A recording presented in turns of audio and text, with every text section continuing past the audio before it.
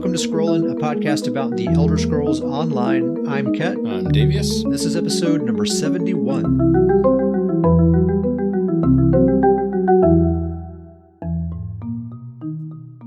We'll start off with this 2022 reveal event. So, I think it was about 2 weeks ago, Zos had a streaming event on Twitch where they revealed their plans for this year. So this year-long adventure is called Legacy of the Bretons. So the rumors are true. This is a Breton-focused expansion. Yeah, we've said for a while it seems like DC is due, right, for the next expansion.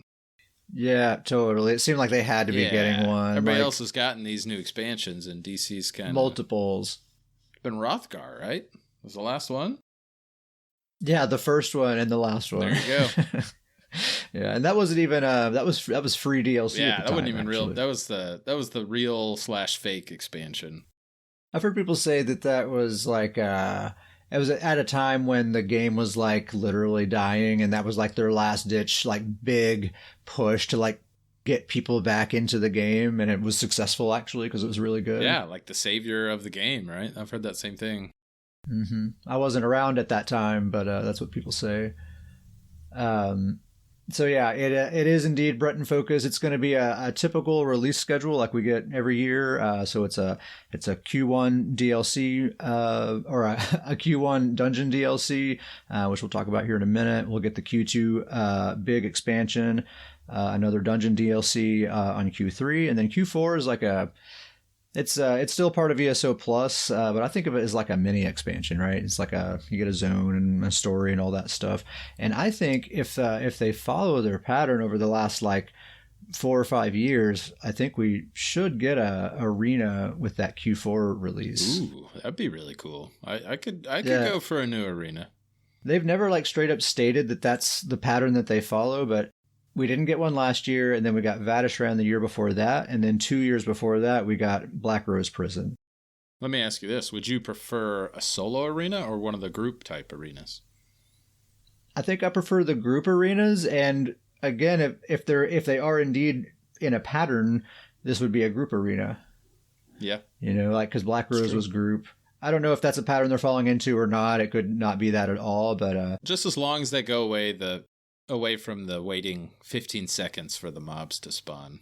It seems like they have figured that out, with Vatishran. I think that's a thing of the past. Man, yeah, Dragonstar Arena is painful in that way, man. Especially if you do it on normal, because you just wipe everything out in 2 seconds, and then you're just waiting around for 15 seconds for things to spawn. Yeah. The zone for the expansion is, again, the rumors were true. It's High Isle. It's how do you pronounce it? Archipelago? Archipelago is that's what I've heard. I don't know. Archipelago. It's a group of islands. Last time I said how to say something, I was way off, so don't trust me. Someone in the chat maybe want to help us out with that. I don't know. It's a group of islands. It's far southwest of Daggerfall, far northwest of Somerset. I'm pretty sure on this streaming event was the first time it's ever been shown on a map outside of Bethesda or whatever. Because I was looking for it online and I could not find anything. So that's where it's way, way out there in the middle of the ocean. From the trailers and stuff and just kind of some of the imagery that's out there, it seems like it's going to have sort of a Mediterranean kind of aesthetic to it, which I think is really cool. I always like that kind of thing. So we predicted that the new kind of thing that we're getting with the expansion would be 2 new companions and a surprise, right? We were totally right. Nailed it. Nailed it. 2 new companions, a Khajiit and a Breton. Both are female characters. And also, the new surprise is a new deck-building card game called Tales of Tribute. Now, it's been 2 weeks since this announcement was made, and I think it's probably a good thing that much time has passed, because my initial reaction was pretty negative. And if we had recorded the day after that, it probably wouldn't have been super positive. But in this kind of amount of time that has passed, I've been reading up on the forums and stuff, and it seems like a fair number of people are actually looking forward to this thing, you know. So my own personal disappointment, I think I can just set that aside. And if there's a number of people that are into this idea, then how can I argue with that, you know? Davis, I know you've played a bit of Magic the Gathering in your day. Yep. How are you feeling about this? I'm a big Magic the Gathering fan. So here's the thing. I like the idea of the deck building game in game, because it's kind of a nice one more little thing to kill time in the game, you know. Mm-hmm. I love collecting things. That's part of what I like about Magic the Gathering, is the collecting with the deck building. So it's the really collectability combined with strategy. Those are both things I'm a big fan of. But here's the thing. My concerns with the Tales of Tribute is that the decks combine. Yeah, when you play. That. And I don't love that idea, because for one, I think my two things that I said that I like, the collectability as well as the strategy, I think the decks combining take away from both of that. Why do I want to collect things if the other player's going to, you know, be able to use those just as much as I will? In the same thing on the strategy is that I could have this really high-end, really collectible, you know, I got all these collectible cards for my deck, and I can go play someone with the original starting deck, and the strategy is on an equal footing. I mean, whatever I put in there, they're going to get as much out of that as too. So I don't know if I'm crazy about that idea. Maybe the strategy would just be that you know how to take advantage of those cards better than they do, or something like that.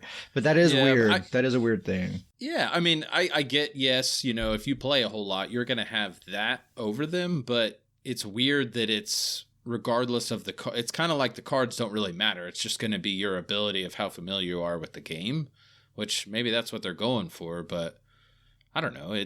It's interesting. It's an interesting idea. Well, I think you're totally right though about it's just like another thing to do in the game. Like I've always kind of described this game as a theme park, and there's lots of different rides you can go on. You know, you can do quests, you can do group PvE, you can do PvP, crafting, antiquities, companions, fashion, housing.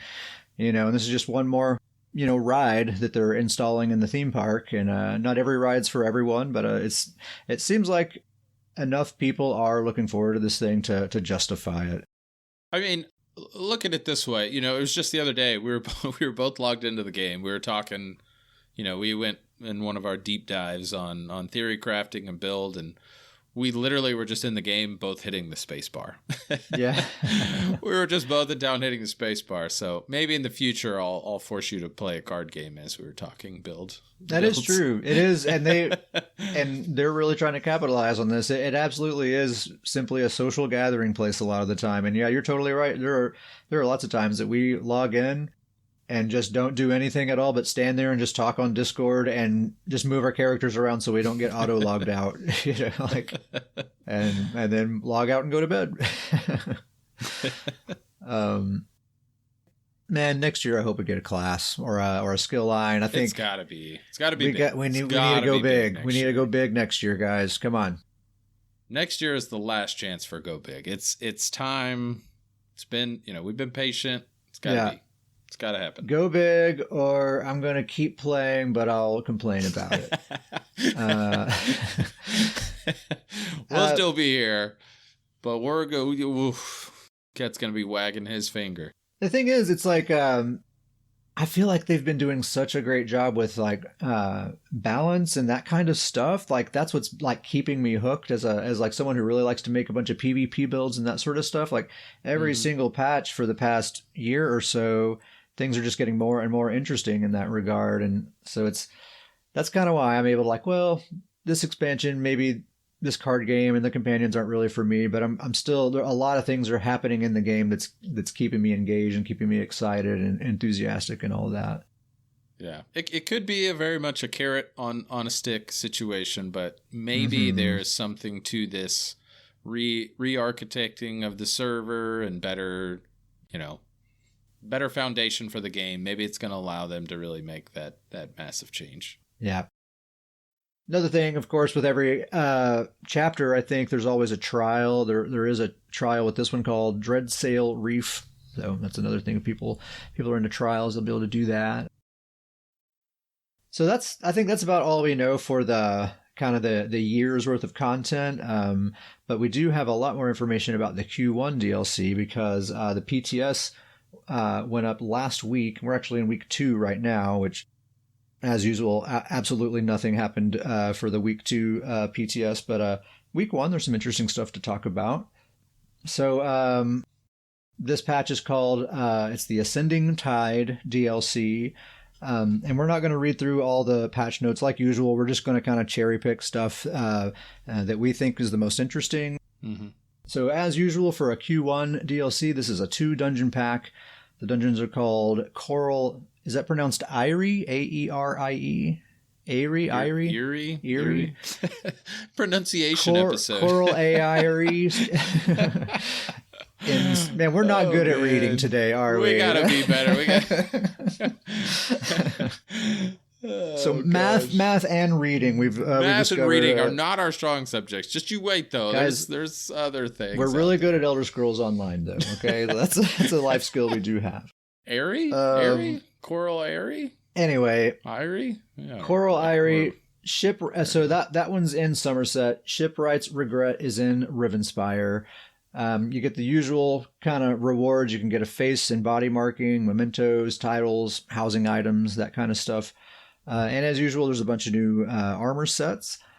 There's quite a few armor sets. There's 8 total dungeon sets. 3 new rewards for the worthy sets are being added as well. And also 3 new Imperial City monster sets.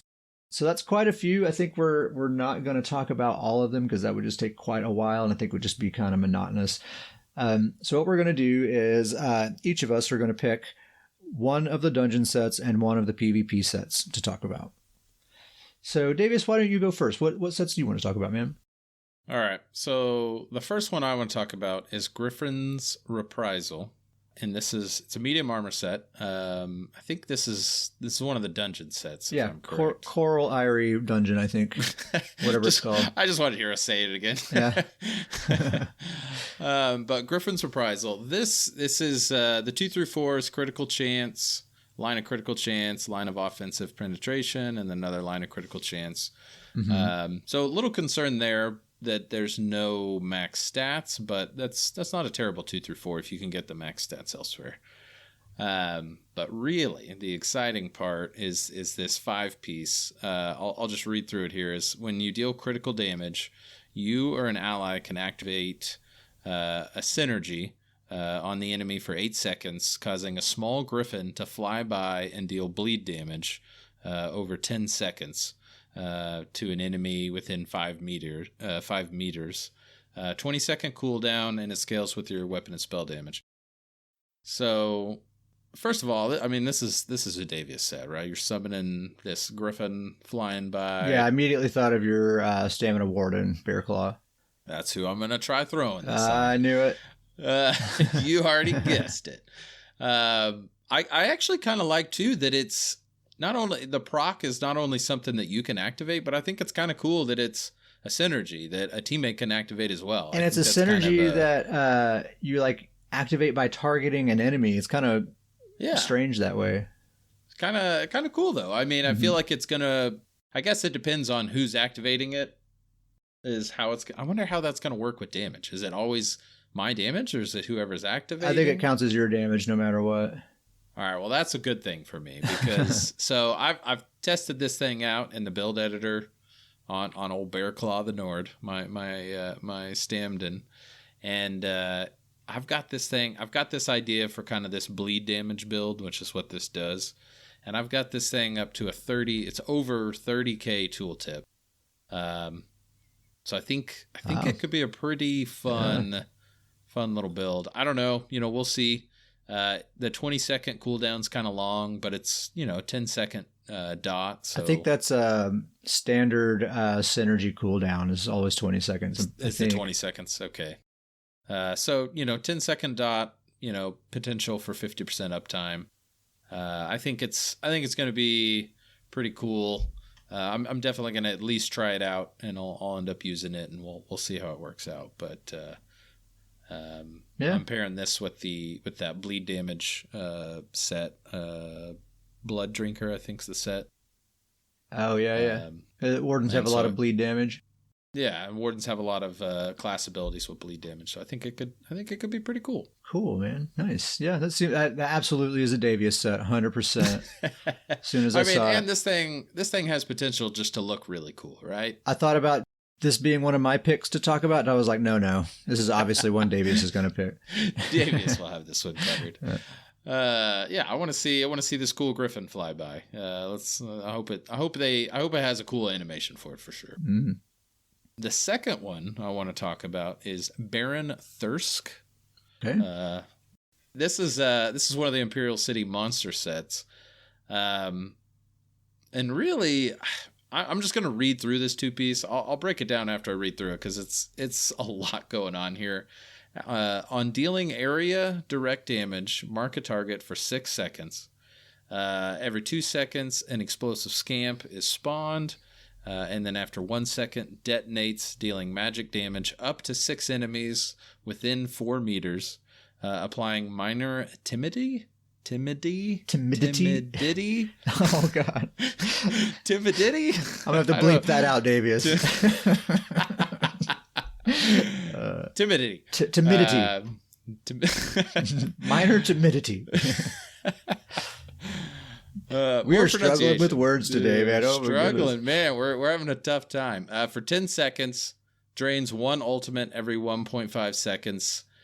Each explosive scamp spawn deals 100% increased damage, 25-second cooldown. Scales with weapon and spell damage. So, good lord, all the stuff I just read there. I mean, so much stuff. Every 2 on. seconds, a new scamp spawns for 6 seconds. So you can have, I guess, up to 3 at a time. Yeah. So essentially, ideally, you're going to summon 3 scamps over the 6 seconds. After 1 second, each one's going to have a chance to explode, and it can hit up to 6 people, but it's only within 4 meters. So I think it's important to note, very rarely are you going to hit 6 people within 4 meters. So that 6 people max is probably a little misleading. With 4 meters, you're probably not going to hit 6 people, but after 1 second, they're going to explode. They're going to be draining ultimate, which is pretty cool. I feel like that's kind of a neat debuff to throw on somebody. Mm-hmm. And then just kind of thrown in there at the end, oh, by the way, they deal 100% increased damage. Like, I don't know why that's thrown in, but I guess it's when they explode, it's 100% increased damage based on the tooltip. I don't know. It's kind of a weird line for me. That's going to be a lot of AoE because it's within a 4 meter radius, but there's 3 of them. You know, so there's 3 circles going on there. I don't know if they can move. There's a lot going on here. I got a lot of questions. That's a wacky set. Oh yeah. Another very Davius set here. So are both of those going on Bear Claw? I don't know if I'll use the Baron Thirsk. We'll see. You got to try it. I maybe throw it on there just to try it, just to see what this thing looks like. We got to see those scamps running around, dude. Gotta see these things running around. 25-second cooldown, pretty long cooldown, 6-second ability. So, every 19 seconds, it's pretty long cooldown, but I don't know. I mean, 100% increased damage, if you have the right tooltip, this might end up dealing quite a bit of damage. Plus, once again, just like the last one, probably going to have a pretty cool animation. So that's the other set I'm excited to see in action for sure. Okay. My picks are, for my dungeon set that I want to talk about is Nazare.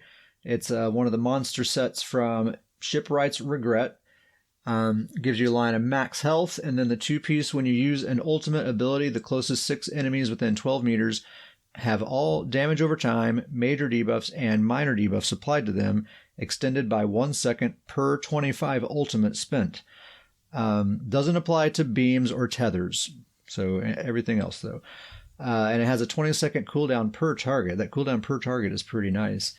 But my first thought for this thing was like for a really, really organized trial group. I think it would be hard to organize around it, but if a group can pull it off, I mean, so if you pop a Warhorn, that's 250 ultimate, which would mean 10 seconds. This monster set would apply an additional 10 seconds to all dots that are on the boss. So in a trial group, you have 8 DPS. They probably all have 3 or 4 dots each applied to the boss. So all of those dots are getting extended by 10 seconds, which means they can just keep spamming their spammables and their burst attacks continuously for that entire time without having to refresh those dots or anything. So I just feel like that's just going to be a major, major, major increase to the overall group's DPS if they can all organize around it. I could see this being a little too strong from a PvE standpoint. From a PvE, it seems insanely strong for PvE. So that seems like the best application for it. And then the PvP set I want to talk about is Enervating Aura. It's one of the new rewards for the worthy set. It's a heavy set. And this seems like it could be a good one for my Magcro Despair. That's the first thing I thought of. It seems like a really strong debuff set. So the 2 through 4 piece, you get a line of healing, 4% healing taken, a line of max health, a line of armor. So very tanking focused. Oh yeah, and it's a heavy set too. So yep. And then when you deal direct damage, you have a 10% chance to create an area under the target that detonates after 1 second, applying Enervating Aura for 10 seconds. And what that does is it lowers the health, magicka, and stamina recovery of enemy players by 129 per player hit, and has a 15-second cooldown.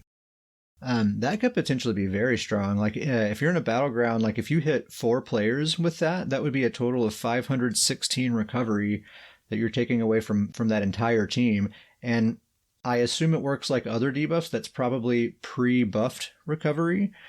So if you count their potion that they're using, their armor passives, and like assume they have minor endurance as well, like if it's a stamina build, that would actually scale up to 851 recovery that you would actually be taking away from them in reality. Now we're talking about despair sets. Yeah, like you're just like totally crippling them, and that's just hitting 4 players. You could hit more than that, and even 2 players, you would be taking 425 recovery away from them, which is still that's their entire Mundus Stone or more than their Mundus Stone. Yeah, that would really, that could mess a team up.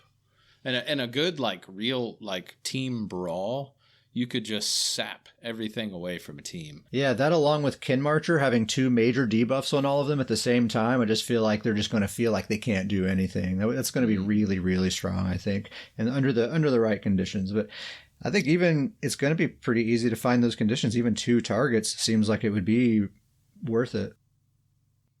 So that's all the sets we're going to talk about. Check out those patch notes if you want to see the rest. I think those are the most interesting ones, but there's some other pretty cool ones. Another thing we're getting with this update is account-wide achievements. This is something that's been asked for a long time. Davius, what do you think about account-wide achievements?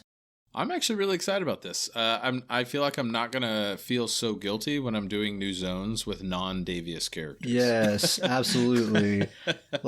I regret not doing, I did the Elsewhere chapter with my Khajiit character instead of my main PvE dude. And now I really wish I had done that with him, and I keep meaning to go back and do it with that character, but I'm like, well, I've already done it though, so I'll be very glad for that. Yeah, it's just kind of nice to be able to hop on one of my other characters, and I think that's a perfect example of what you just said. Elsewhere came out, you kind of wanted to do it with your Khajiit character, but you were torn because that's not your character with all your achievements and all of your quests and abilities, and so now you'll be able to do it with I don't have a Breton, but you right. You will feel free to do this new zone with a Breton and kind of feel cool with it. I'm going to be the Nord, Sure. invading those territories, but Nord imperialism. There you go. Yeah, so it's going to be, they say most achievements. There's some stuff that's going to be left out. Lore books, sky shards, and a couple of other things are not going to be included in that, but most everything else will be. You will need to log in with each character at least once to register their achievements, but then from that point forward, they'll be synced up. So that's another kind of small quality of life thing that I see most people are feeling pretty positive about that. Another thing being offered in the Crown Store this next update is a deconstruction assistant, a new assistant, kind of like a merchant or a banker or whatever, but they will deconstruct whatever gear you find while you're out and about and give you the mats for it. That's pretty cool. I doubt I'd get one myself, but it does seem like a cool option to have. Yeah, I think it's a good. I mean, I keep saying I'm going to buy these assistants, but man, they're always so pricey. Expensive. Yeah, they're a little pricey. But yeah, I mean, I think this is a really great one. I mean, how many times are you out and about and you just sell off gear because you need more inventory space that you wish you would deconstruct, but you don't want to go back to town to do it. So it'll be in the Crown Store, and you'll be able to summon it anywhere outside of PvP zones. So kind of like how the merchants and bankers work. So now we're going to get into the juicy stuff. We've been kind of speeding through everything just to get to this part. Just to get to the good stuff.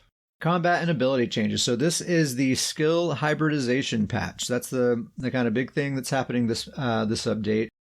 We've steadily been marching our way towards this hybridization meta, and this is going to be the next step in that endeavor. And I wonder if it's the final step or if they have more plans. It seems like it's hard to imagine how much further we could go than this, but seems very close to the line, right? Yeah, like it seems like they are wanting to maintain some sort of separation between Magicka builds and Stamina builds. Like they are still distinguishable as far as I can tell, but they are bringing them closer together. So anyway, what's happening is all abilities that scale with offensive stats are now going to scale with your highest offensive stats. So it's basically going to be the full-on Wild West. Anything goes. Just put anything on any build, and it's all probably going to work. The main limiting factor is going to be sustain, right? That's going to be the big thing. Is if you're spec'd as a stamina build, it's going to be hard to sustain a bunch of Magicka abilities, and vice versa. And we are still very much incentivized to min-max, right? The way damage is still going to scale off of your highest offensive stats, so you're still going to want to go all in on stamina or all in on Magicka. You're not going to want to split them up. So that's not changing. I think for that reason, sustain is going to have to be like a consideration, whether or not you're going to be able to use this off-stat ability. Yeah, sustain's actually kind of becoming more important. Yeah, it really is. It's something that you're going to have to think about, especially in PvP builds, I think. Also, player abilities that grant major savagery, major prophecy, major brutality, or major sorcery will now grant both versions of those types of buffs. So, for example, Rally is going to give you both your stamina and Magicka-based damage buff. Camo Hunter is going to give you spell and weapon critical. Mage Light will give you spell and weapon critical. So every ability that gives you a major damage buff or a major crit buff is going to give you both of those. They say long term they're planning to combine those into like one single named buff, kind of like how they've done with, I think, Major Resolve, the armor buff. They used to be two separate buffs. It's interesting. Well, I'll let you get to this next part first, but it's this next part kind of makes it interesting that they're combining one of it, but not combining the other part. Yeah. So the minor versions of those buffs are not getting the same treatment, and they say that they're doing that because they want to preserve class unique power contributions to optimized groups, and I actually think that's a good thing. What are you thinking about that, Devious? I do think it's a good thing, but it's going to be interesting because essentially, if I'm understanding correctly, when they combine it, it's going to have a new name. So the major version of a buff is going to have a different name than the minor version of the buff. Yeah, I don't know. Yeah, that will be interesting. But I do like that they're kind of keeping that separate, because now it's like that incentivizes groups to basically include every class in the group, so every single buff is present. So I like that. Mm-hmm. So how are you feeling about this like hybridization thing? Do you think it's good? Do you think it's bad? Are we going too far? Where are you at on this hybrid stuff? So here we go. I got there's a lot to unpack here. But and kind of similar to what you said about the card game, I'm glad that we kind of had some time to think this out, because my initial reaction to this was kind of a little bit negative. But the longer and more time has gone by, and the more I've really kind of had to dive into it and think it out, I actually have come around, and I'm actually kind of excited about this. I think, after weighing kind of the good and bad, I think this is going to be a good thing. I think, in my opinion, where initially I was worried about this, I thought it was going to be bad because I thought players like you and me that have stamina characters and magicka characters, I thought they were going to kind of merge into this one thing, and it was not really going to. It was going to kind of make it worthless for us to have these separate characters. But the more time that's gone by, I actually have come around to, I think it's going to allow for more customization. And kind of the reason for that is that players are, they're really going to be able to hone in on specific customization of what they want a character to do. So kind of an example of that is that, I've got 3 Stamplars, or 3 Templars. Mm-hmm. 2 of them Magplar, 1 Stamplar. Davius is a Magplar that he does all heals, doesn't do damage. He uses Vigor because he has the powerful assault set up on him. So now his Vigor is actually going to be stronger, so his heals are actually getting a pretty huge buff because I throw that ability out there quite a bit. Yeah. I also have Need for Mead, which is a Stamplar. He's really speedy, but he's a bit of a brawler. And so now I have the option to swap to the Magicka jabs, and still get the same damage. And so he actually has a chance to get maybe more heals. And then my last Templar is a Magplar, Bard of Sovngarde, and kind of the same thing. I talked about him on the last episode. He's kind of being this Gwarplar. He's kind of a hybrid healer damage, and he has the ability to now switch to the stamina jabs, which we'll talk about that later, but that's going to give a damage buff now. And so now I can drop Degeneration and find a new ability for the bar. So it kind of frees up an ability bar slot. So really kind of what I'm saying there is that where I was worried that it was going to meld all these characters into one, I think that provides a good example of how it really lets me go further into what the idea of the build is for that character and get closer to what I want that character to do. Yeah, I've seen that as a common concern that a lot of people are saying is maybe this won't result in build diversity. Maybe this will actually result in homogenization, and there will no longer be a StamSorc and a MagSorc. There'll just be a Sorc that has the best of both worlds, and that's just how you make a Sorc, And I think I can totally see that happening in those like really highly optimized raid groups. Where like everything has to be perfect, and I could see kind of homogenization happening in that sort of scenario. That's really the only place I see it being an issue, though. Like everywhere else, I think basically everyone is getting more freedom, and in those kind of groups, it's already kind of that way, right? There's already like a very set meta, and anything that deviates from that is suboptimal. But I think like the kind of PvE groups that I go with, like they're not that optimized. It's just like if we're going to do a vet trial, you basically just need to be able to perform over a certain threshold, and as long as you can get there, then just bring whatever build you got and let's go, and we'll get through it. I think for those kinds of groups, there's going to be a lot more allowance for creativity in your builds while still reaching that level of viability that the group needs. So the highly optimized groups, yeah, maybe we'll see some homogenization there, but I think everybody else is kind of getting freed up to explore that creativity and see what they can make happen. PvP, especially, I think PvP, we're about to see, like I said earlier, the Wild West. We're going to start seeing some weird builds. People in PvP, they just like being creative. They like seeing what kind of weird builds they can make work and stuff. Yeah. So you're going to see people trying all kinds of crazy stuff. I think the main concern in PvP is this could potentially be a balancing nightmare.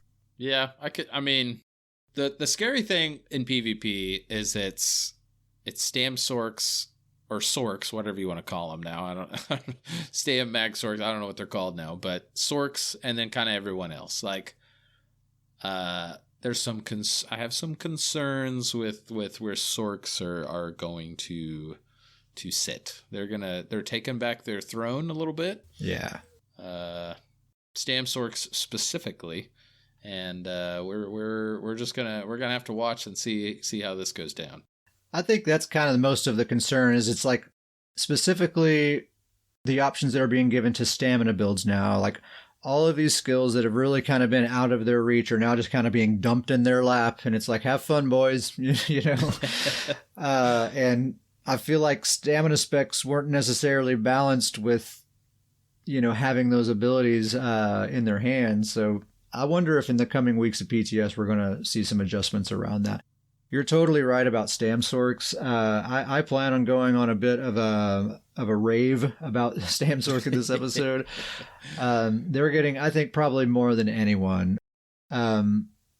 Specifically, I think most StamSorcs, myself included, are looking at Haunting Curse and Endless Fury, those being options to put on their bar. Those are bread and butter MagSorc abilities. Think of all the times you've been killed by Haunting Curse and Endless Fury. Those were coming from a MagSorc that maybe had 4,500 spell damage. Yeah. Now they're going to be coming from a StamSorc who has 7,000 or more weapon damage. Yeah. So get ready for that. If you've got a Sorc on your team, just get ready to never have a kill again. Yeah. And man, I have a killer StamSorc build that I'm going to get into later that I've just been like losing sleep at night because I can't stop thinking about how awesome the build is. So we'll get into that later, but StamSorcs are just looking so good this next patch.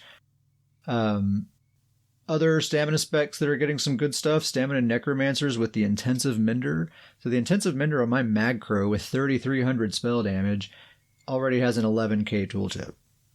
So think about a Stamcrow with 6,000-7,000 weapon damage, how much that's going to be. Like I'm imagining what if you come across a Battlegrounds group that's 4 Stamina Necromancers with the Intensive Mender, all running the Intensive Mender, and they're just completely offensively spec'd.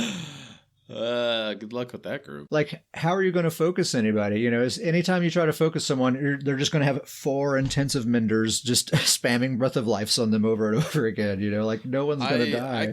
I'm excited for that one with my Stamcrow to get a really strong group heal. That's nice. I think it's gonna be nice. I think that adds a lot of value to Stamcrows in groups. Like if you have a dedicated healer, a Stamcrow brawler with the Intensive Mender, that's your off heals right there. Like just go all offense beyond that. I would say in that group. StamDKs, I think a lot of StamDKs are looking forward to Coagulating Blood, the class burst heal. It's a lot stronger and it's a lower cost than Green Dragon Blood, and a lot of StamDKs are already used to using that ability, so it's a no-brainer to just hop over to Coagulating Blood. It costs less, it's a much stronger heal. And some StamDKs actually already do use it, so it's just going to be way stronger. I think also Dragon Knights in general are going to have just because of the weirdness of how their classes is designed, I think they're going to have a lot of neat options that they'll get to explore there. I'm not a StamDK main, but I think some people are probably going to be creative with that. Nightblades, Stamina Nightblades are probably going to be switching to Merciless Resolve instead of Relentless Focus. That's their main class burst attack. Merciless is the Magicka morph, and when you're looking at the 2 different morphs in it, you know that green text that tells you what the difference is? For the Magicka morph, it just straight up says, does more damage. So if you're a Stamblade looking at these abilities and you're trying to decide what to pick, you know, just pick the one that does more damage, dummy. You know, like there's nothing to think about there. No need to put more thought into that. Yeah. Also, Impale, the class Execute, it has a Stamina morph as well, but the Stamina morph is melee only, whereas the Magicka morph is full 28-meter long range. So I was thinking that could be an interesting option for like a bow blade. You know, if they wanted a long-range Execute with while using Merciless Resolve as well, that could be really cool.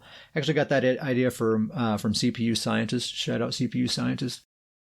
Stamina Wardens, I feel like, aren't getting a ton just because the class is already pretty hybridized anyway. Like all the Magicka or all the good abilities have Stamina morphs already, and there's not really a strong reason to switch to the Magicka morphs. Yeah. I think the main thing they're getting is just the option to use a lot of those really great healing abilities. So maybe my Stamina Healer will finally be a viable thing.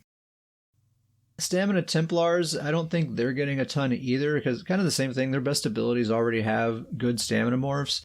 The main thing is just Breath of Life. They have the option to slot Breath of Life, and I've been toying around with that already just to kind of get a feel for it. And I think I'm actually going to end up fitting that on my bar and keeping it on there on my Stamina Templar. It seems pretty good. I'm excited with the potential, and I kind of already mentioned this earlier, but I'm excited with the potential of having the healing jabs on my Templar. I got to make the sustain work, but yeah, that'll be the challenge. If I can make that sustain work, then I think that could be pretty cool. Quick note about Templars, though. Their main burst attack, Power of the Light and Purifying Light, those are excluded for some reason from this whole hybridization thing. So for whatever reason, those specific abilities still will only scale with their respective magicka or stamina. No other burst attack in the game, they've made that exception for. I don't understand that. But whatever. And on a related note, also damage shields are not hybridized. They will only scale with your magic, your max magicka, and I don't know if spell damage is in there or not, but it won't scale with stamina stuff at all. Now that one I do understand. Magicka builds are getting, they are getting the option to use these stamina abilities, and they'll fully scale with their magicka stats.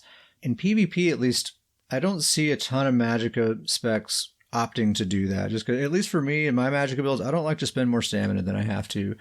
I like to reserve that for defensive purposes.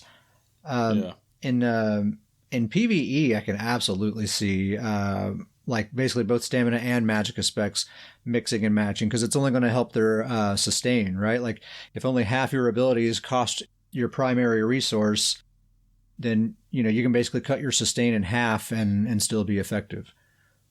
So that's something to consider there. But in PvP, I feel like magicka builds are mostly going to stick to magicka abilities. Grizzly's asking, caltrops. Would magicka builds use caltrops? I certainly could see it happening for sure. I think we probably will see all kinds of weird stuff, but I think it really seems to be stamina specs that are getting the big portion of the benefits here. I think magicka builds, I think we can probably expect to see quite a few magicka specs using rally to get their damage buff, and minor endurance would be nice too.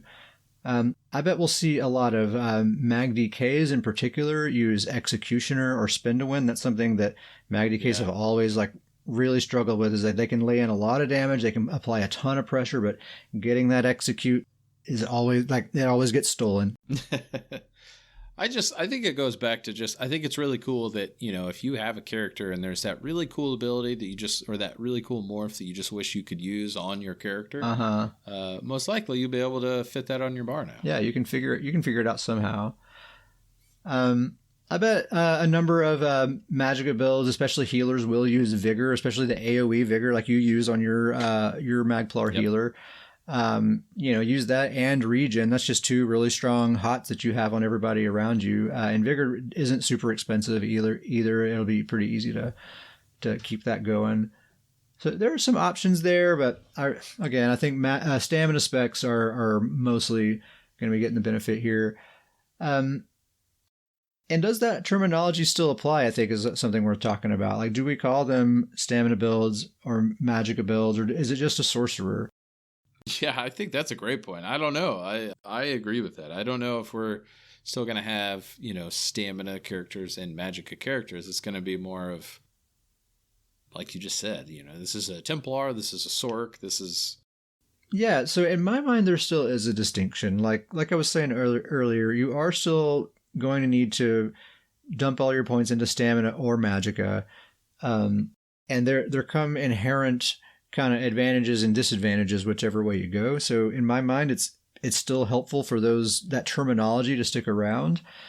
But I think when you look at your death recap, or when you just look at someone playing on their character, it's going to be a lot more difficult for you to distinguish which it is. It's going to come down to your character. Whatever your highest sustain is, that's what your character is. Yeah, basically. But it all gets fuzzy now because, say you want to make a build that you straight up call a hybrid. This is my hybrid build. Well, probably what you're going to do is make a stamina build and figure out a way to sustain a bunch of magicka abilities. And that's the best way to make a hybrid, So do you call that a hybrid, or do you call that a stamina build? There's a few class changes as well. We'll skip most of it. We're just kind of picking out the juicy stuff once again. This one I think is really good though for Dragon Knights. The Burning Embers ability. That's the claw dot that they put on people. So the way it works right now is you put that dot on someone, and then when the effect ends or when you reapply it, it heals for 75% of the total damage done. Like right then, it's like a big burst heal when the effect ends. They're changing it so that now it heals for 100% of the damage done every time it deals damage. So every dot tick, you're getting 100% damage done as a heal returned back to you. I think it's a very, very good change. That's kind of the DK way, right? Is that they're dealing damage to you as they're healing themselves back up. They're trying to win that battle of attrition. Yeah, totally. And it helps them stay offensive a little bit better. And it, like if you're trying to like wait on that burst window, you may not make it there. It's kind of the way it is right now. It's kind of hard to really count on that heal and benefit from it when you really need it. This way, it kind of works more like a Magplar's jabs. It's like a little bit of extra healing to just help you keep that health bar topped up a little bit while you're in the fray of things. I think that's a very good thing. Mm-hmm. Necromancer mostly just got a bunch of fixes, but one very significant fix is the Restoring Tether. That's the healing tether. Fixed an issue where this ability was considered single target instead of AoE. This thing's been driving me crazy for probably 2 years now. They've made this change for you. Yeah, they heard me complaining about it, I guess. So my Necromancer healer, I use the Healing Mage set, which procs from AoE heals, and this ability should proc it, but it doesn't. So I assume this will solve that problem, because Healing Mage, I think, only has a 5-second duration, so I'd like to be able to like proc it with one ability and then like later in my rotation proc it with another ability so it stays active, but I'm not overcasting abilities. So that should fix that problem for me. Besides that, it's just a bunch of other random fixes. Nightblade really didn't get much in terms of adjustments, but they are benefiting quite a bit from the hybridization stuff, so just keep that in mind. Shout out to Uncle Sam. Rip your one-shot StamSorc build. That's a rough shout out. Yeah. Shout out Uncle Sam, and sorry your build is dead. They killed your build, buddy. Sorry. Crystal Weapon, the StamSorc class spammable. You know how that one works where you charge it up and then your next light attack actually delivers the damage. And what Sam does on his sort of hybrid Sorc is he'll charge that up, and he'll also charge up the Crushing Weapon ability from the Sigic Order, which basically works the exact same way. So you charge them both up, deliver one single light attack that delivers them both, and it's a ton of burst damage all at once. Well, they've now made that impossible. So now Crystal Weapon, the Sorc ability, will replace Crushing Weapon after casting. So only one of them is going to get delivered when you do that light attack. And they say that's to help to reduce the amount of burst potential that it can offer. So it was fun while it lasted. Cool build. Another thing for Sorc is Lightning Form, their class armor buff. The base ability now lasts 20 seconds, which means the stamina Hurricane Morph also lasts 20 seconds, which is something I've been complaining about forever, only lasting 15 seconds. It feels like it's like I'm always having to recast that thing. 20 seconds is much more reasonable. I'm laughing because we just had the conversation where this really is something that, like, I remember from when I first started playing this game. You first talked me into playing this game. I remember you complaining about this. And it's finally happened. They made the adjustment. And now you're actually kind of upset about it. Yeah, not upset, but it's just kind of annoying because I actually am very happy about this change. That's great. It's been needing to happen for a long time, except the particular build that I'm using right now, it would actually be a lot more convenient if it was still 15 seconds. So I'm using a set that has a 15-second duration proc, and it just lines up with it perfect. It's procced by this ability, and they both last 15 seconds, and it's just too perfect. But no big deal. I'll take the 20 seconds. That's fine. We'll be fine. That's good. It's good stuff. Templar, this is something I'm very much looking forward to on my Stamina Templar, Old Betsy. The Piercing Javelin, that javelin that stuns people, is no longer blockable. And that's the base abilities. Both the Magicka and Stamina Morphs, not blockable. Yeah. I can't tell. I've been playing a fair amount with my StamPlar here lately. I can't tell you the number of kills that I've missed out on because I'm up against a perma-blocker and I just can't break their block. I cannot stun them. And without stunning them, I can't put enough damage into them to take them out. If I just had an unblockable stun of some kind, I could do it. So this is going to be the solution to that. I already used the Javelin on that ability. That is my stun. Yeah. So it'll be unblockable now. You know, my first reaction was like, oh, I don't know about an unblockable stun. But you think about it. Dragon Knights have Fossilize, that's unblockable. Nightblades have Aspect of Terror, unblockable. Sorks have Streak, unblockable. Necromancers have the Remote Totem. Werewolves have Fear. That's all unblockable. Basically, everyone has an unblockable stun. Except for the Templar. So we get one now, too, and it's just a single target one. So really, compared to Streak, it's like nothing. Yeah. Grizzly, I don't know if this is the Jabs buff you were talking about earlier, but to me, it's a nerf. Biting Jabs got changed. It now grants Major Brutality and Sorcery rather than Major Savagery. So Brutality and Sorcery, that's your major damage buff, and Major Savagery is your major weapon crit buff. So getting rid of the crit buff and replacing them with your major damage buffs, I can see how that can be convenient for a lot of people. Just a nice, easy way to get those buffs that you have to have. For me, on my StamPlar, I'm already getting Major Brutality from Rally, and I'm not planning to quit using Rally. And it was very, very convenient that I got my crit buff from my Spammable, and I didn't have to worry about fitting that in the build any other way. I had plenty of bar space to kind of do other stuff. Now my major crit buff's being taken away, so I have to take another ability off my bar to put Camo Hunter in its place so that I have my crit buff. And it just kind of messes up my bar setup. It's fine. It's still a good build, but it's just annoying. I don't like it. Otherwise, just some minor fixes and adjustments for Templar. Warden, the fungal growth ability, that's their main like class AoE burst heal, like when they toss the mushrooms out there. Increase the healing of the base ability by 12.5% to meet the AoE burst heal standards. Still with the standards after all this time. I'm surprised they haven't gotten everything at this point. And then Bursting Vines, that's that friendly gap closer ability where you gap close to an ally and it heals them at the same time. They've nerfed it 25% less healing because they basically say they want to make sure it's not stronger than Breath of Life, is essentially what they said. Breath of Life is just, it's the original heal, right? That's everyth's measured. It's the baseline. Yeah. It's a good, strong burst heal that everything else is compared to. Totally. Two-hander, Momentum, that's the base ability of Rally. So the base ability, like we said earlier, is now going to grant both Major Sorcery and Brutality. So whether you're a Magicka or Stamina build, you'll get the damage buff that you need. I could see like DKs and Templars in particular using that. I think that's going to be big. I can tell you right now, my Mag DK, I'm going to use this. I'm going to set something up with where I use Rally on my Mag DK, and I think it's going to be nice. It's going to be really cool for your Magicka brawler type builds. Mm-hmm. One Hand and Shield, the Power Bash ability, that's like the spammable for that skill line. They're changing it so that it's now considered actual bash damage, and it functions like a bash. It'll interrupt casting targets and that kind of stuff. It'll also, the damage will increase with bonuses to bash. And it will also trigger events that require you to deal bash damage. The one thing that's left out is it does not inherit cost reduction bonuses to bash.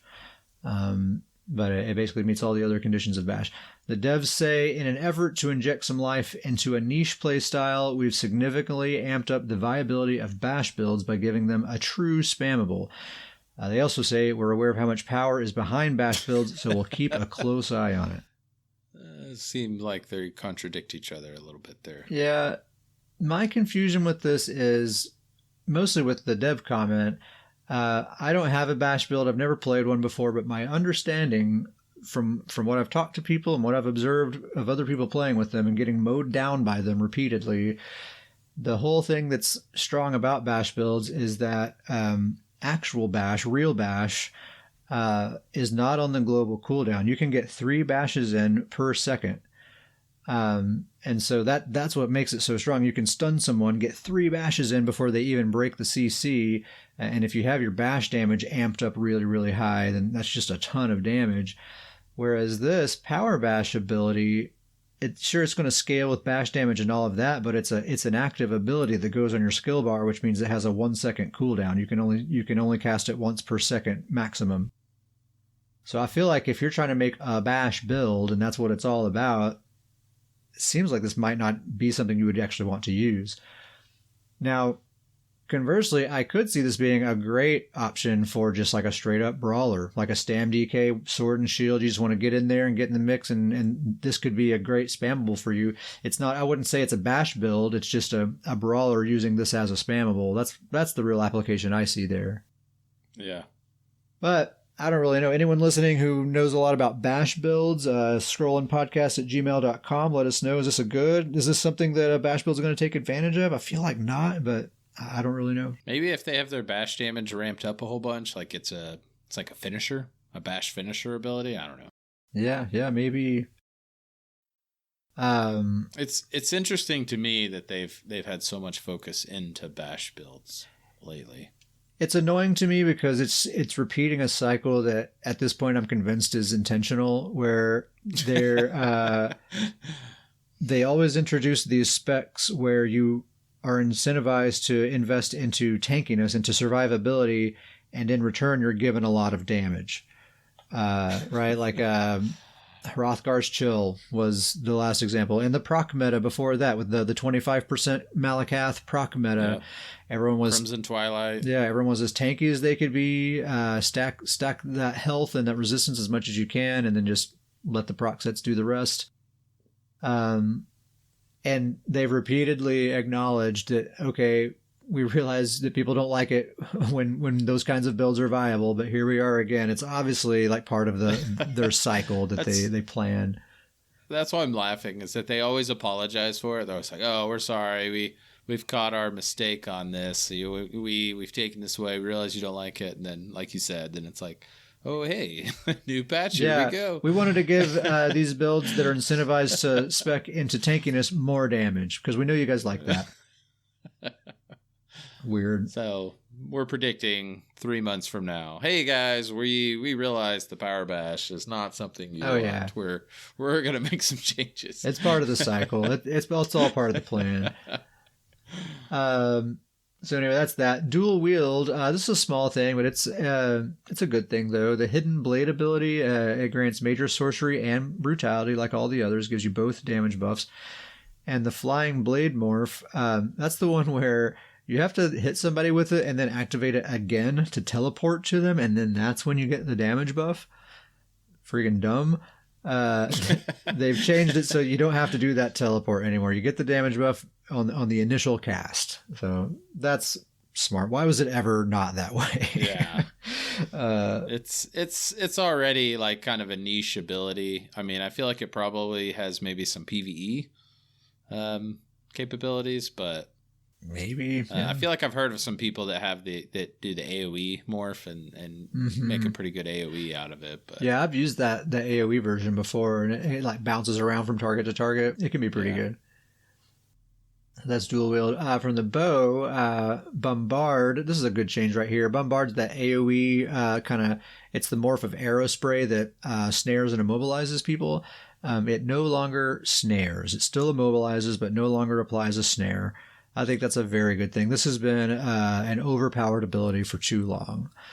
And if you have someone in a BG just spamming this thing on your team the entire time, it can really put a damper on things. So the immobilize is all I've ever wanted out of this ability. I think having that snare was just a little bit too much. I've also always thought that this ability was a little bit difficult to sustain, but they've given it a cost reduction as like compensation for removing that snare. So honestly, I think this is a fantastic change. It removed the thing that I think needed to be removed, and it solved the one pain point that I had with this ability. Win-win. Yeah. Venom Arrow, this is the other morph of Poison Injection. It now grants major brutality and sorcery for 10 seconds after casting. That's a brand new thing. So now you can get your major damage buff from within the bow skill line. Kind of neat. I mean, I think this seems cool. I think it's cool for bow builds. I mean, those bow builds out there now have this capability. The only kind of bummer I see in it is that now it's kind of taken the execute. If those bow builds are using poison addiction as their execute, they kind of are losing that capability. Honestly, like the venom arrow is a lot more enticing because they're both strong dots. The only thing poison injection does is it has that execute damage as the target loses health.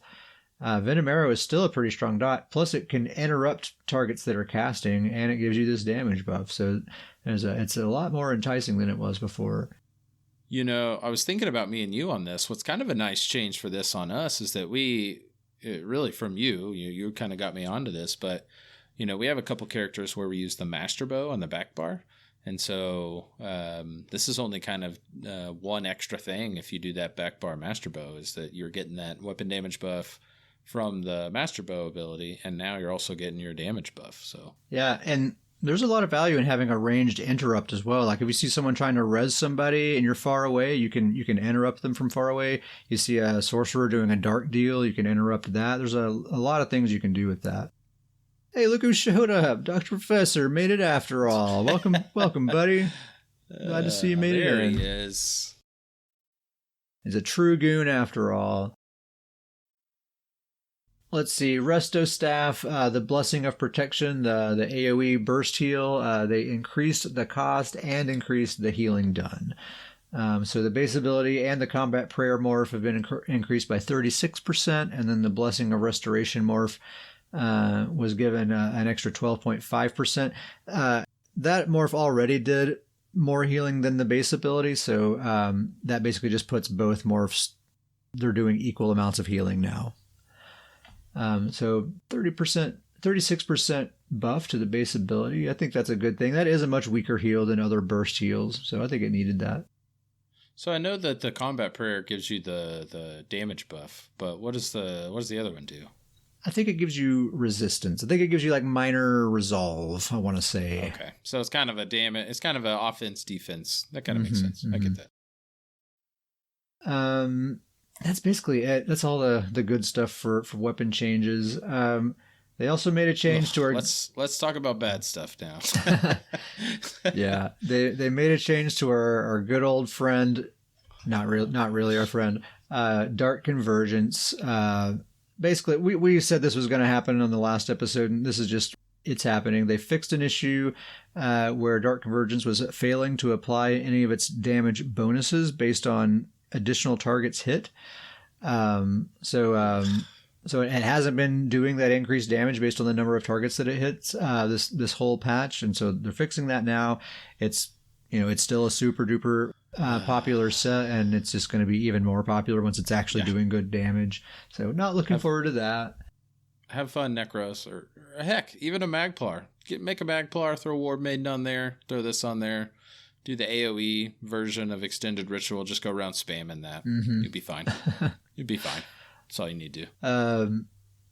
And sadly, Rush of Agony not mentioned at all in the patch notes. So feel free to go ahead and do your Rush of Agony and Dark Convergence build and just rack up the kills. Just put on a blindfold and rack up the kills. It'll be fun. And they didn't mention the Battlegrounds queue thing in the patch notes. I don't know if that'll just be a separate thing or what, but this next update is when the Battlegrounds queues are supposed to change, but it wasn't mentioned in the notes at all. So just thought that was surely weird. We're not going to have to wait like another 5 years or so. Maybe they'll forget. Maybe they'll forget. We're not going to have to. It's not like every 5 years we mention PvP. Hopefully that's not the calendar schedule of that.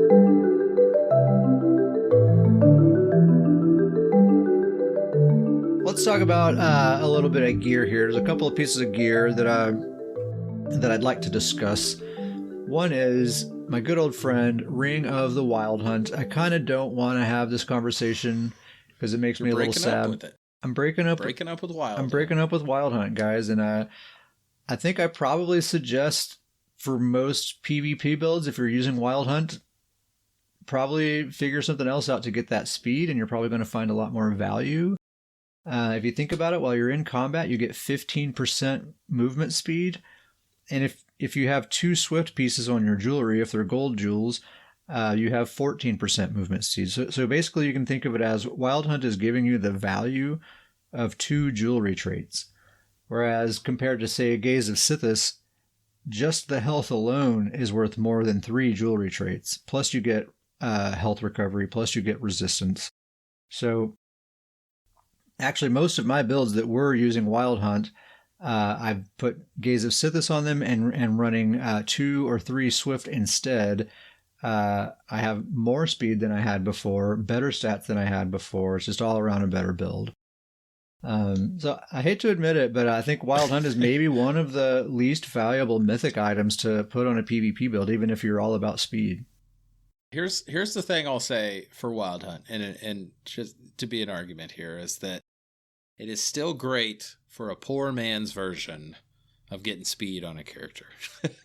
Yeah, if you just want to put one thing and that gives you some speed. Getting those Swift traits that's pricey. That's some pricey talk right there. So if you're a poor man like this old Nord, it's still a nice, easy way to get the speed on there.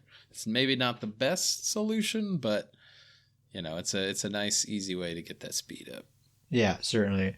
It's not bad. It's not as good as kind of I've thought it was in my mind when you really kind of get down to the value that it's offering. You can probably get the same speed that it's offering while also having better stats otherwise, if you can afford it or if you want to put the effort into it. If you don't want to, yeah, sure, you can just slap on the ring and that's enough speed and it's going to be a good enough build. But I just kind of wanted to point that out to people just because it was a bit of an eye-opener for me as well. Yeah. Another set that I want to talk about, and this is a much more positive conversation. This is a set that has flown under our radar big time. Wretched Vitality. It's a crafted set from the Deadlands, so it's a newer set. Also, shout out to our good friend Uncle Sam for pointing the set out to me because I think we had mentioned this on a previous episode when we saw it in the patch notes, and we totally wrote it off like, it's a sustain set. Forget that. We don't care about sustain sets. But Sam kind of redirected my attention back to it. And he's like, no, this thing gives a ton of value, and especially going into this next hybrid meta that we're about to get into. I think this set is going to enable a lot of these hybrid builds big time. I think a lot of people are going to start finding value in this set.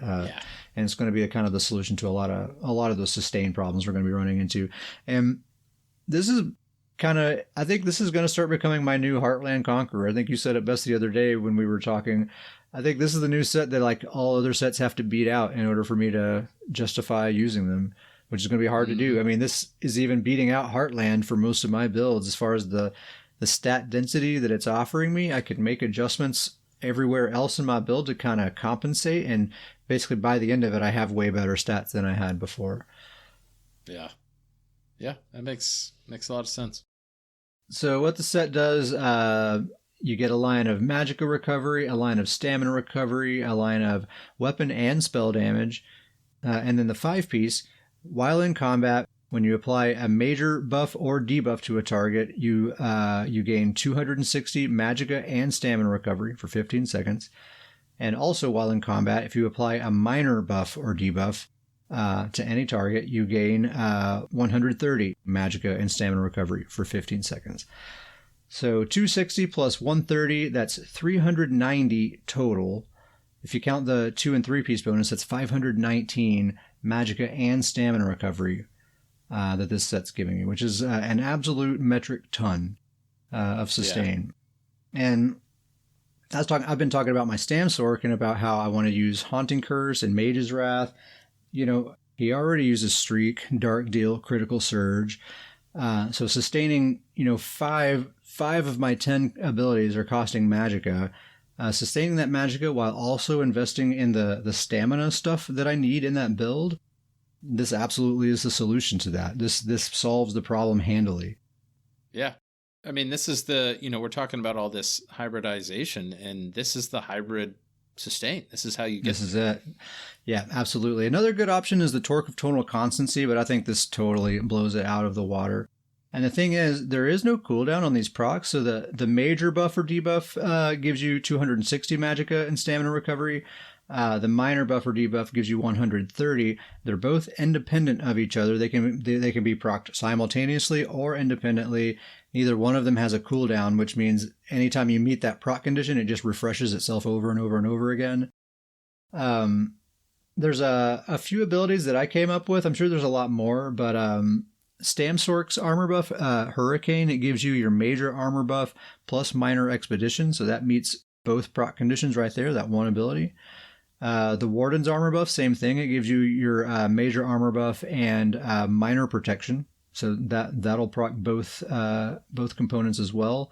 Rally gives you your major damage buff and minor endurance. Race Against Time gives you major expedition and minor force. So that counts as well. Dragon Knight's Green Dragon Blood has a mix of major and minor buffs in it as well.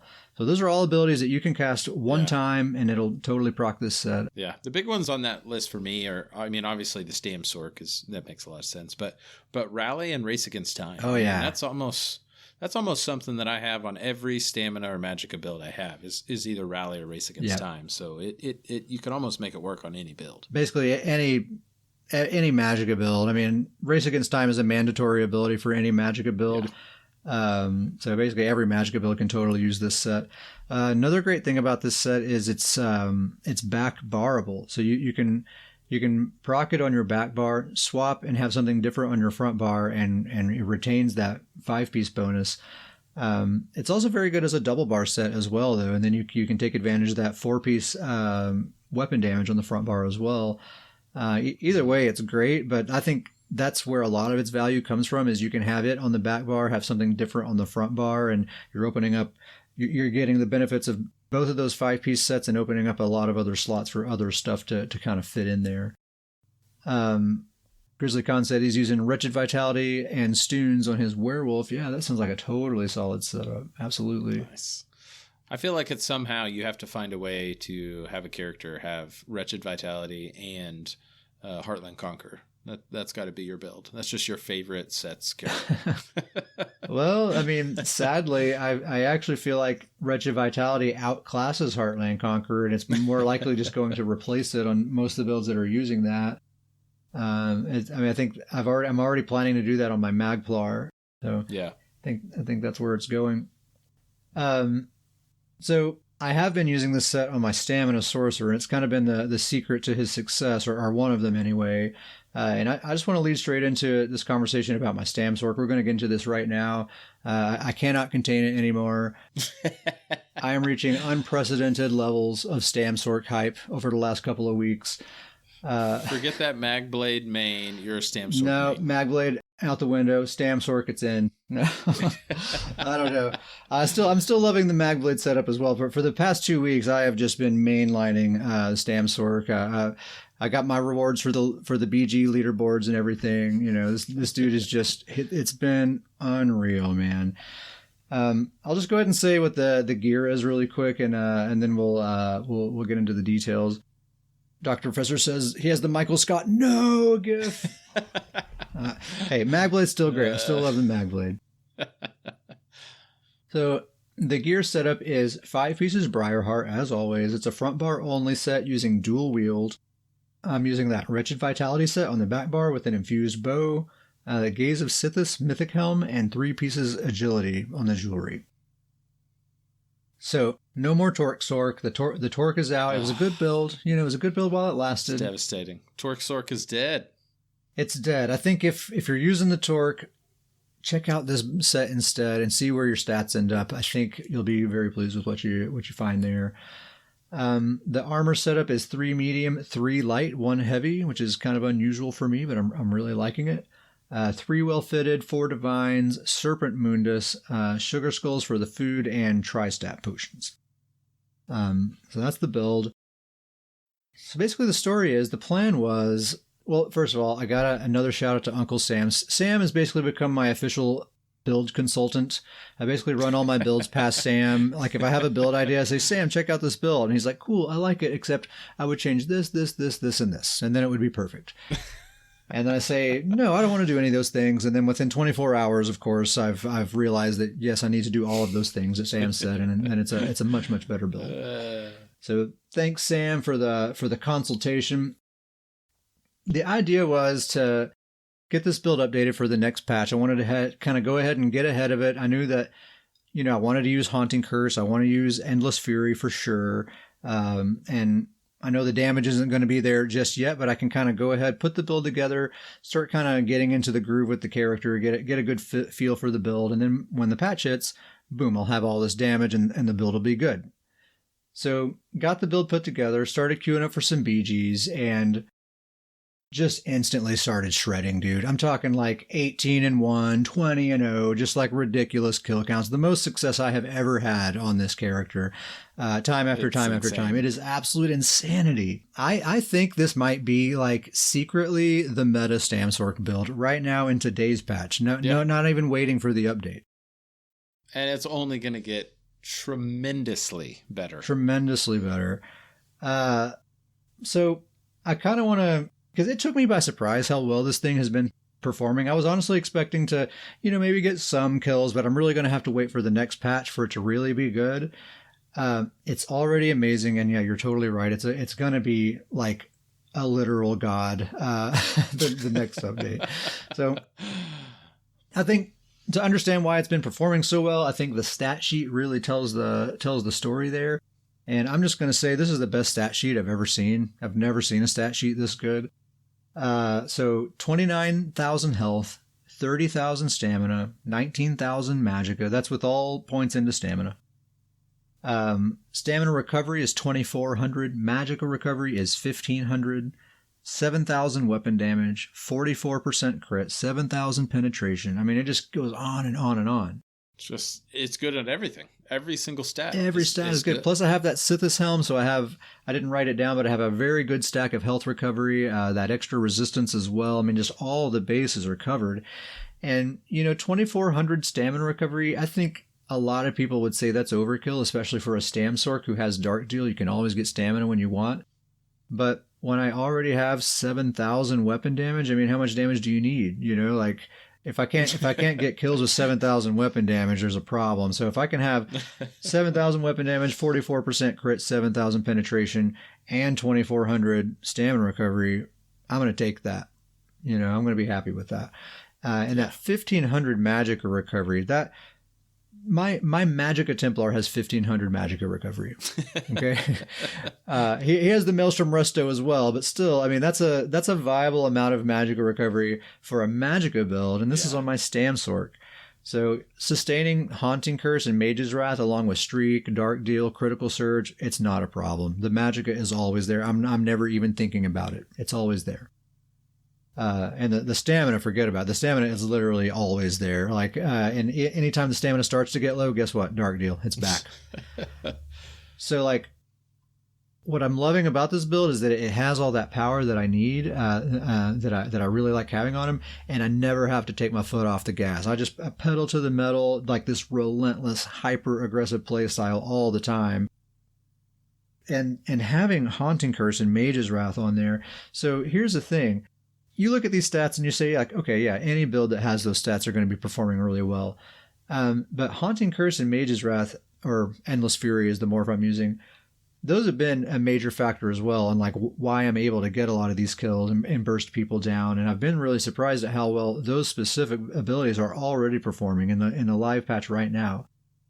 And when I take another glance at my stat sheet, I notice that alongside that 7,000 weapon damage, I have 5,800 spell damage. Now, that'll be totally irrelevant in the next patch, but just right here, right now, 5,800 spell damage is more than any of my Magicka characters have. That is extremely high Magicka damage. Extremely high. Most of my Magicka builds are sitting around 4,500.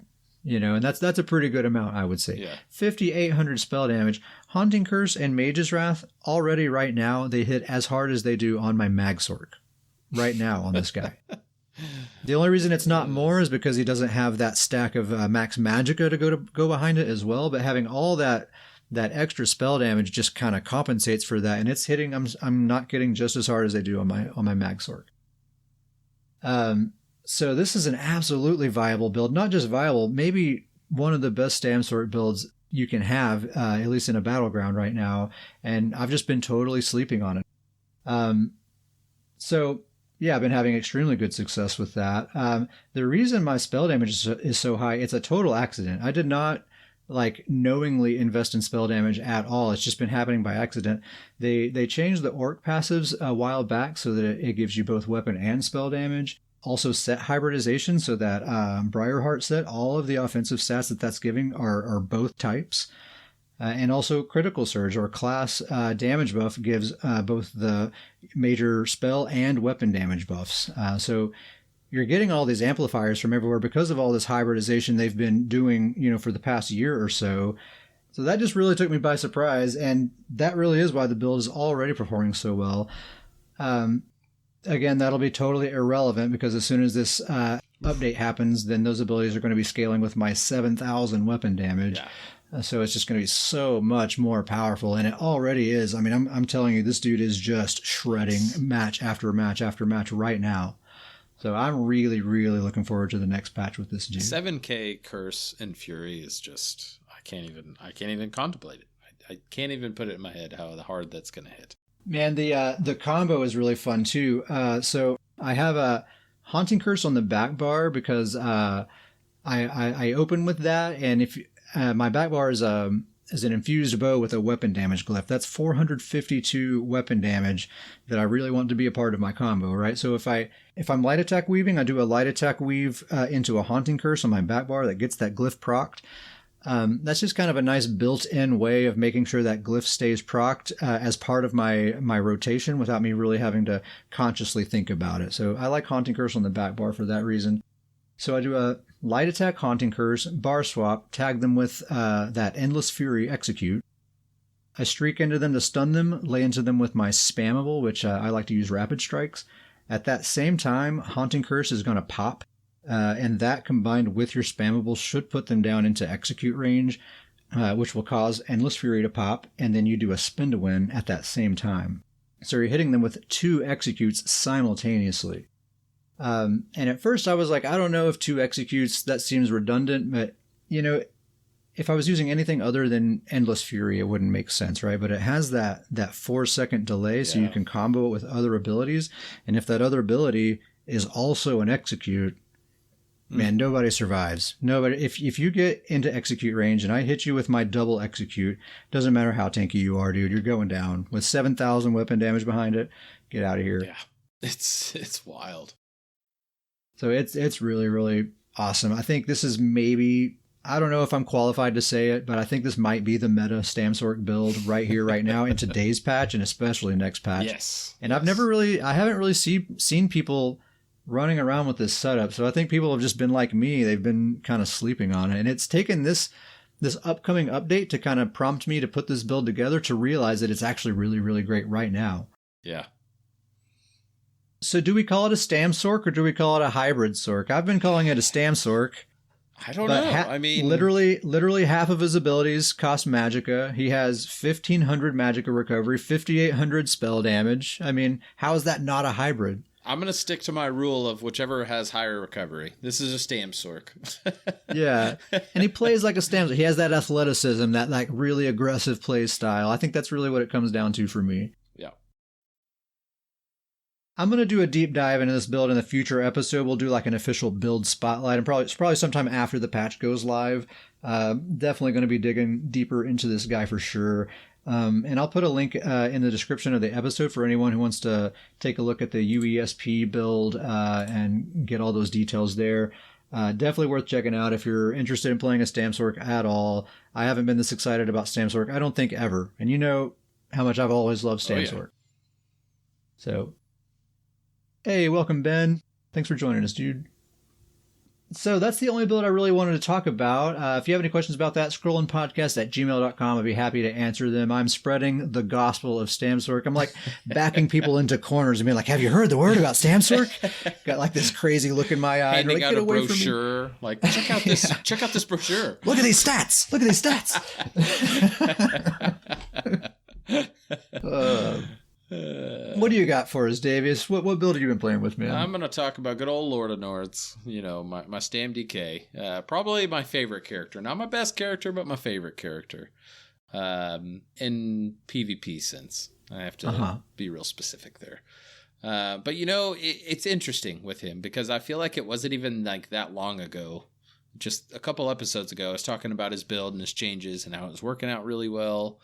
And then I feel like I got a taste of kind of that next level, that next tier with my StamCrow. And then I went back to Lord of Nords and I was just immediately, nope, this is not good enough anymore. I got a taste of that next level. And so I knew that I had to start making some changes again to his build. Part of that is probably also, I do feel like healing has kind of been on this like steady increase, whereas healing is just kind of just growing and growing a little bit, and especially in the solo BGs, in the solo queue, but even more, or even a little bit more in the group queue. I feel like that healing has kind of gotten a little bit more stronger and things like that. So, oh yeah, totally. So I went back to Lord of Nords, and the main issue was his tankiness was there, but he just still wasn't hitting quite hard enough, which is why I made the changes last time, is try to get him to hit harder.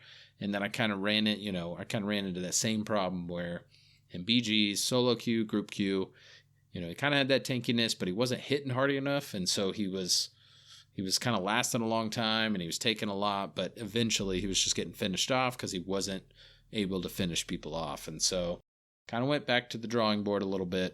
Honestly, not even a huge change. The new build setup is 5-piece Champion of the Hist. He still has that set.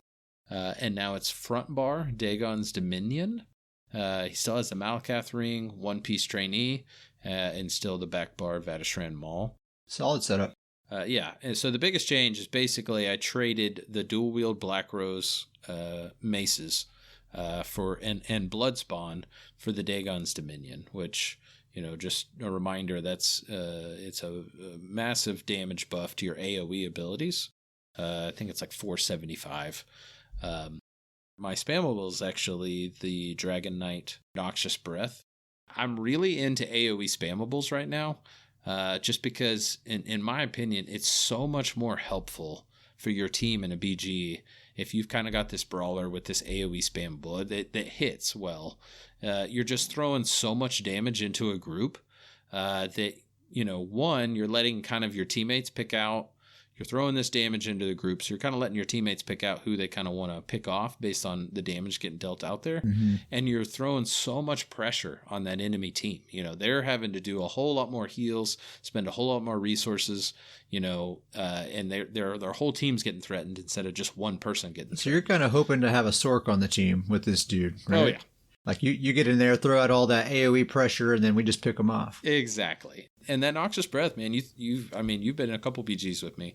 He throws it out there, and it kind of starts knocking into health bars, and so it does, and it applies Fracture as well.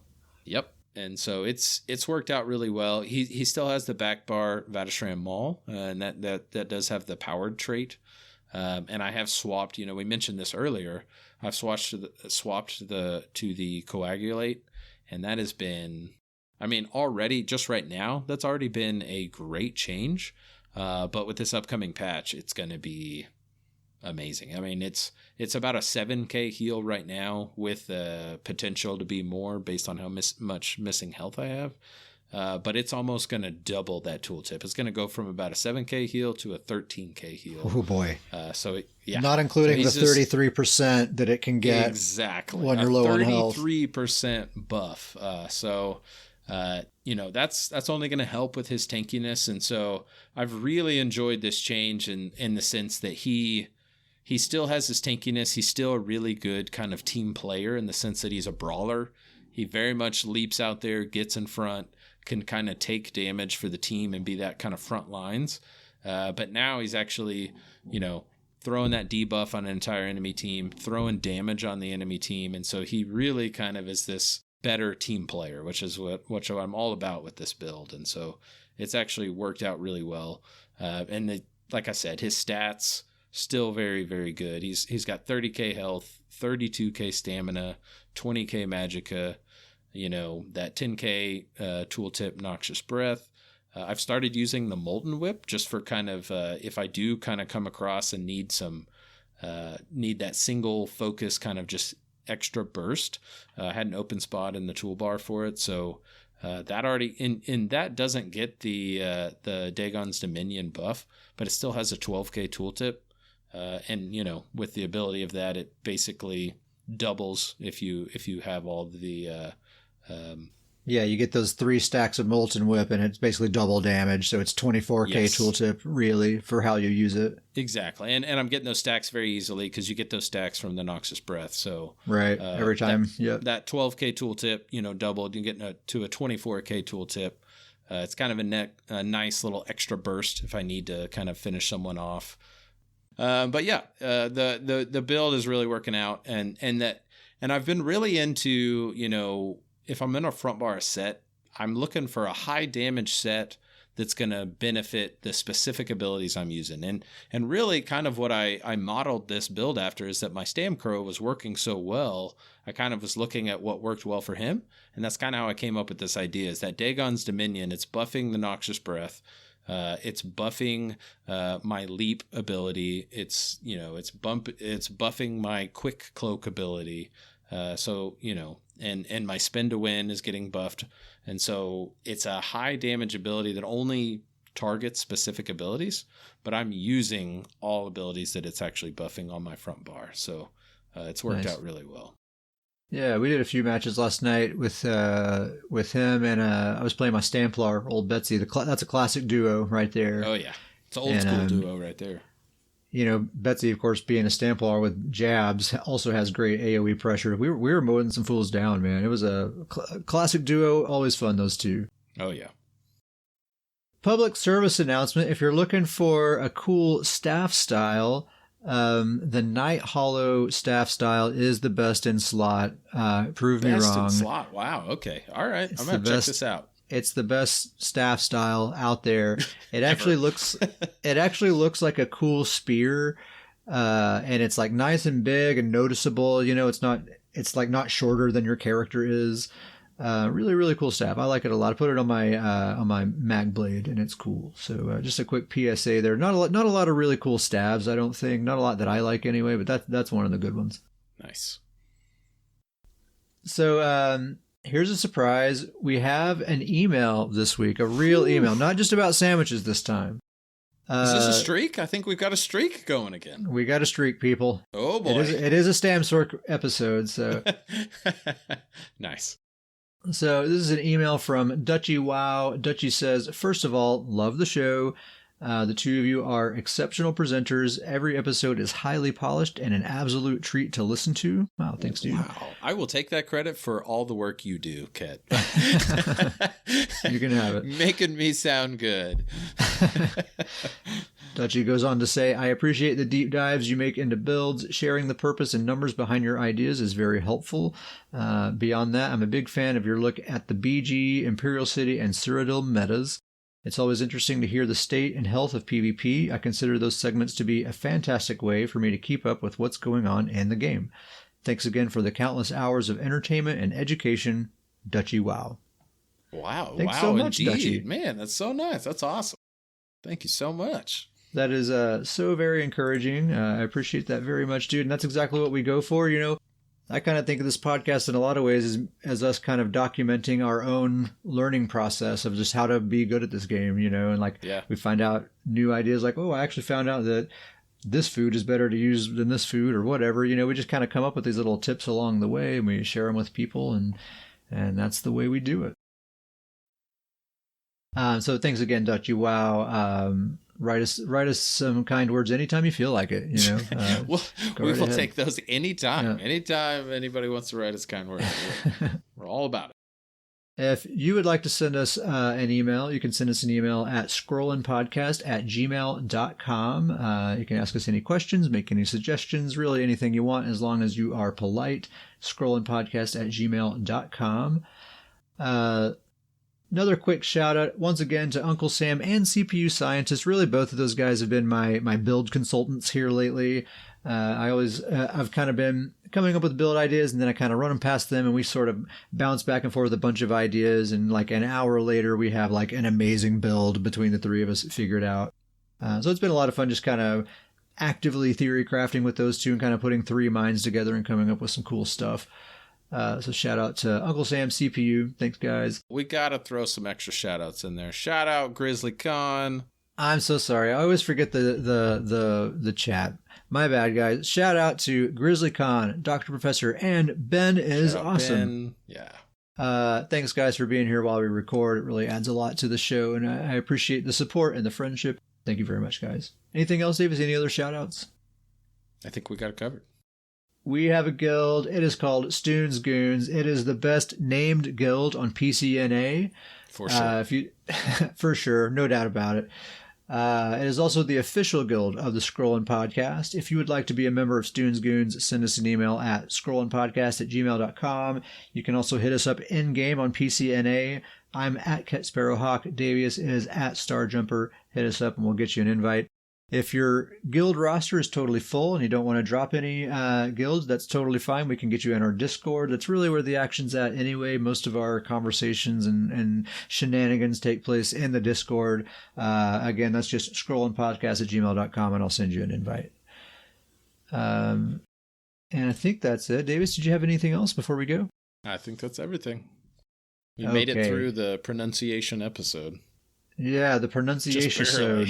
There were some tricky words in this one, man. It was tough. I feel like the early on threw me off to where I just couldn't even pronounce regular words at the end of it. Yeah, it's just like that part of your brain broke and just didn't work anymore. I understand. All right. Well, thank you all very much for listening. We'll see you next time.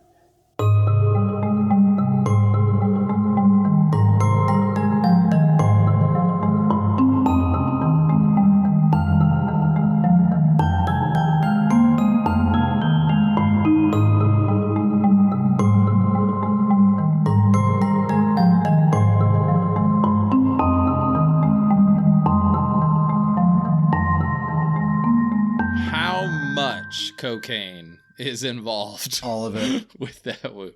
That's actually, I've heard that's the only way to get that actual color of hair is that you have to get cocaine involved. I'm pretty sure that's right. I read that in a Cosmo one time.